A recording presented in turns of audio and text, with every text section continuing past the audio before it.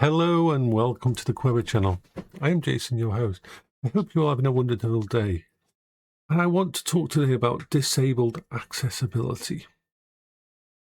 For 3 years, after my wife died, I was pretty much unable to leave the house, except for hospital and one appointment with the bank.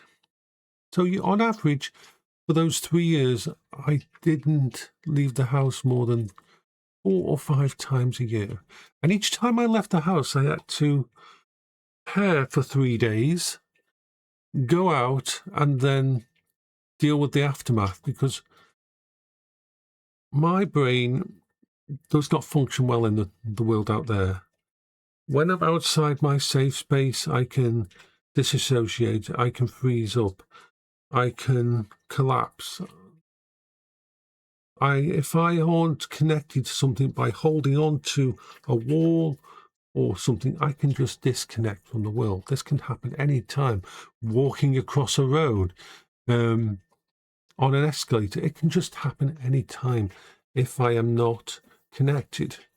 And when I leave the house, for those few times I had to in those 3 years, I had to basically prepare and be 100% alert and in control for every moment of why I was out, which was absolutely exhausting. Try actually not letting your automatics control everything. Try actually being in the moment of every single thing you do, from making a cup of coffee or putting your coat on, or where you're going to put your keys, or lacing up your shoes. Everything, make sure everything you do is completely controlled manually, and you'll realize how exhausting it is. But that's what I had to do to stop myself from losing it. So I didn't leave the house, funnily enough. I stayed in my safe space. I stayed in my room. And I thought that was my life.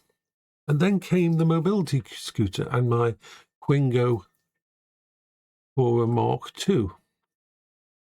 And everything changed. Something about sitting on that mobility scooter allowed me to a freedom that I hadn't had. I had given up on being able to see anywhere outside my house past what I could see out of my windows.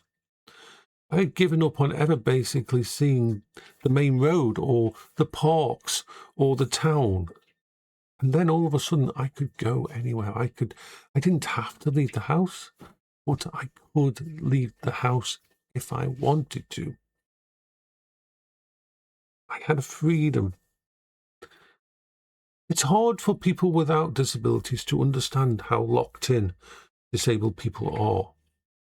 I would have hoped that during a certain virus and certain locked in situations, that you would understand the difference between staying at home when you want to, staying at home when it's for a rest, staying at home when it's a holiday, staying at home because you don't like work, and staying at home because you're locked in, because the front door isn't a possibility, it's a barrier. I would have hoped that people would have understood the difference and then realised that disabled people have been dealing with that for their entire life. So when I got the mobility scooter, I was already hesitant because I had pushed Paola's wheelchair around and I knew some of the limitations out there. So my mobility scooter, the Quingo for a Mark II, is amazing. It has 55-mile range in perfect conditions. It's more, I'd say mine's by now, the battery's about 3 years old. They're still carrying capacity in that. So I would say it's probably got 30 miles, 35 miles on a good day, which is still okay. It can travel anywhere. I've taken it out in the snow, in the rain. With the canopy on, I can go anywhere. It's given me absolute freedom as a disabled person. And it can travel up to 12 degrees hills. It can go kind of off-road. Like I said, it deals with snow, it deals with grass, and so on. But I live in Stoke-on-Trent, and our local area is not very disabled friendly. You probably noticed that when I go out, I only go specific places. I go to Trent Gardens, because that place is amazing and set up really well for disabled people access and mobility scooters access. I go to the local park, Hanley Park. I travel around the town of Hanley because most of the streets are set up well and have nice drop curbs. Drop curbs are those curbs at that you see at the end of each street that are angled down. They're there basically for disabled people, and that's so that you can push a wheelchair and stuff like that. And it helps a lot because some of the curb heights in Stoke-on-Trent are so high that you have to basically you have to hit them at a certain speed to be able to go up them. And anybody who's been in a wheelchair or a mobility scooter knows the kind of jarring that can be for your bone. As someone who walks around the town and that, you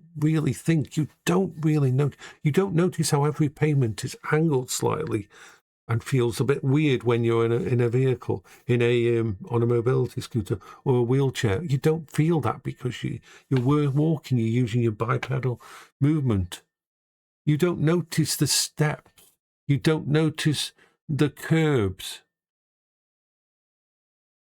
But there's even worse things. This is what I want to talk about now. Parks and recreation. In Stoke-on-Trent, we have a lot of really nice places, like Parkour, Appledale, and there's lots of places out there I would love to visit. Love to go on a journey from where I am.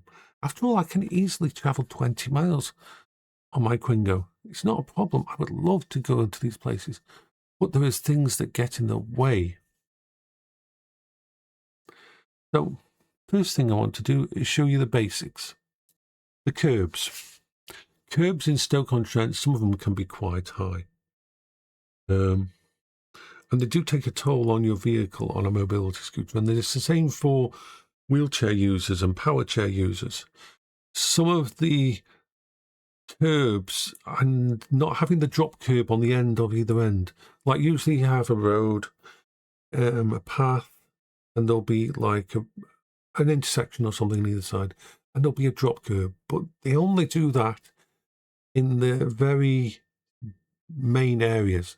There's a lot of side roads and that have curbs that are so high that literally it is like going down steps. Now that's the first problem. But I cope with that. The Quingo is very good for taking curbs. Very good. Even though it's got smaller wheels than most types of things, it actually can handle most curbs. Don't get me wrong, I love trees. I really love trees. But the amount of pavements in Stoke-on-Trent that have trees like this, that rise up and that take up space, that make it almost possible to get past. My Quingo the width on it is only 67 centimetres, which means it can fit nearly everywhere.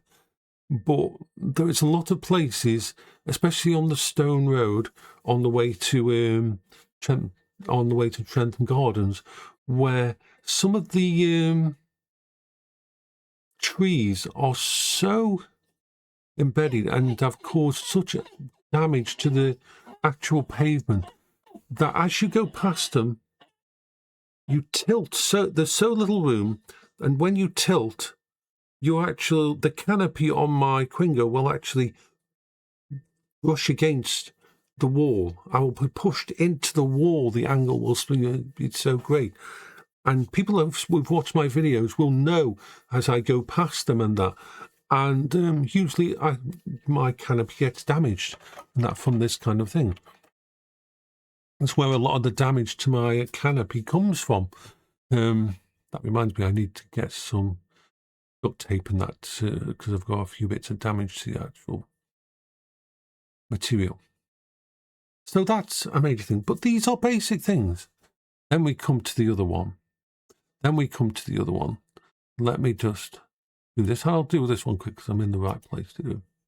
Okay, so this is where we come to one of my pet peeves.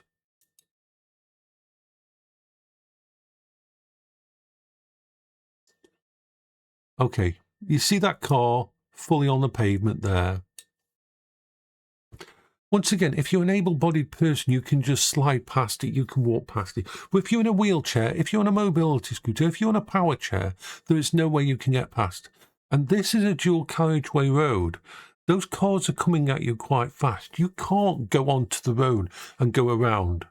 The curbs here are quite heavy as well, so it actually causes issues for you.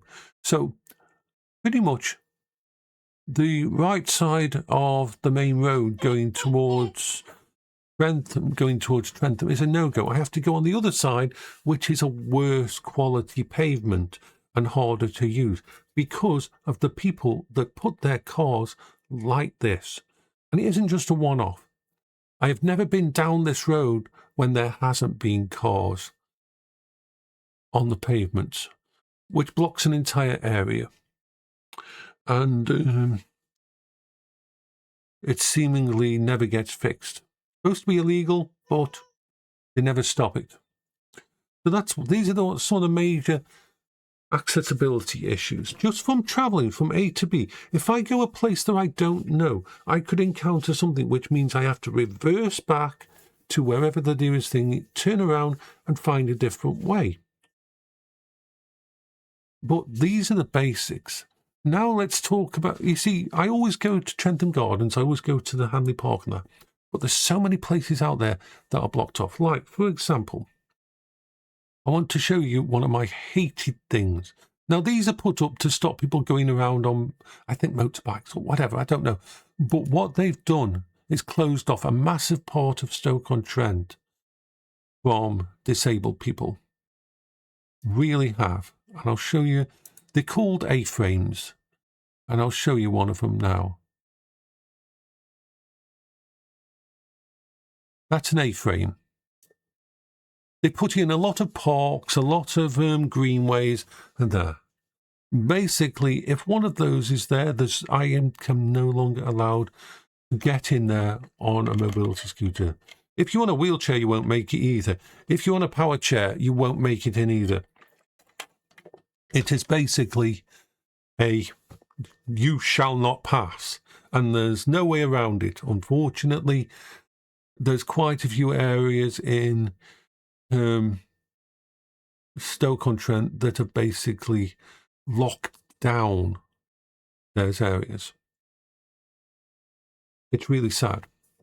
But this isn't the only kind. Let's look at the others. You see, I've been trying to find new places that I can go to, new places that I can explore.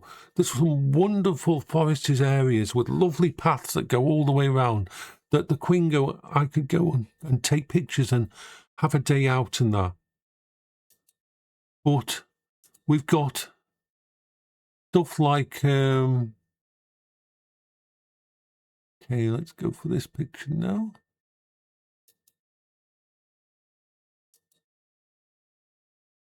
There. Let's make that smaller. There. No way for you to get past on a mobility scooter. No way at all. And yes, my mobility scooter could handle those kind of tracks. And then we've got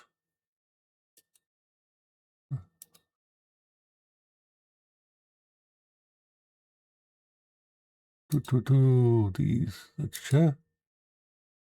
Okay. Those kind of ones, as you can see there. All these big gates are usually locked and have a padlock on, so you can't just open them to get in. And, of course, there's no way a Quingo can get round that corner. As you can see, the path is wonderful on the other side of that, but there's no way in for me as a mobility scooter user, no way in for a wheelchair user, no way in for a thingy. Basically, entire areas of, it's like this one. This is a bad picture, which shows you. This is another way into the area of parkour, but there's these barriers here. Just there, you can just see them there, the barriers there, which make it impossible for me on a Quingo to get anywhere in there, or any mobility scooter, or any wheelchair. And this is a tragedy, really. It really is a tragedy, because we, as there's another one here. They're all over the place. Nearly every single place I would love to go. Oh, that's the same one. Let's try that.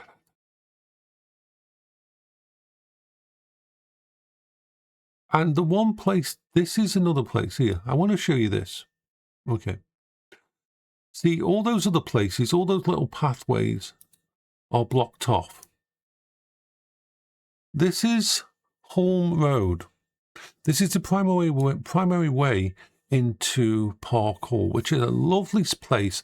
Lots of pathways that I could go around on my Quingo. But to get to it, if you can't go in through all those entrances that have got those blocks on, you've got to go down here. Now, this road is about a mile long, and you come off the main roads, you go onto this one, and you've got to travel on this one for a mile. Now, I'm sorry, this road has no lighting. This road has really no signs. It is just a country road like this. And if a car came down this road fast and didn't see me on my mobility scooter, I would get squished. I do not feel safe enough to drive up that road. There is no path on either side. There is no way up this road without thingy. If I could bypass this completely, if I could go in through the walkways, but I can't. I'm not allowed to. So this is why when you see me out, I stick to the places that I know I can go. Because there is so many places I'd love to take you to Parkour. It's a beautiful place.